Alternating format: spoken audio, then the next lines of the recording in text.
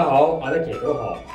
咁咧，每次收到政府嘅綠色炸彈嘅稅單咧，你會唔會覺得心咧喺度流緊血咧？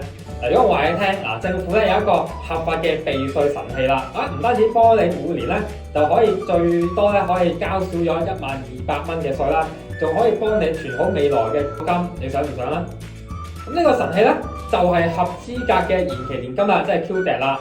咁簡單啲嚟講，咁即係你做緊嘢嗰時咧就定期去供款啦。咁退休嗰陣之後咧，保險公司咧就每個月咧咁就出糧俾你噶啦。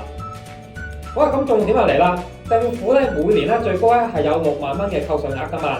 咁如果你嘅薪俸稅咧就落咗喺最高嘅17%嘅稅階嚟講咧，即係6萬蚊就乘翻17%咧，就直接咧就交少咗12000蚊嘅稅噶啦。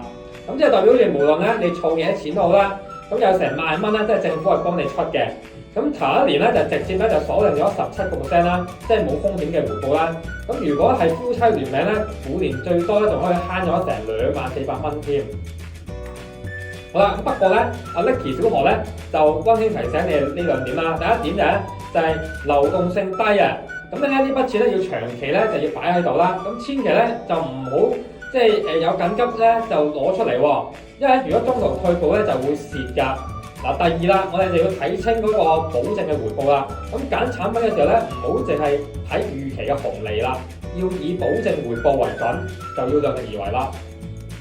咁好啦，咁如果咧你係想交少啲稅俾政府，又即係想將你自己咁辛苦嘅血汗錢，就變成你未來嘅退休糧草咧，咁想知道你嘅稅階咧供咗幾多先去劃算咧？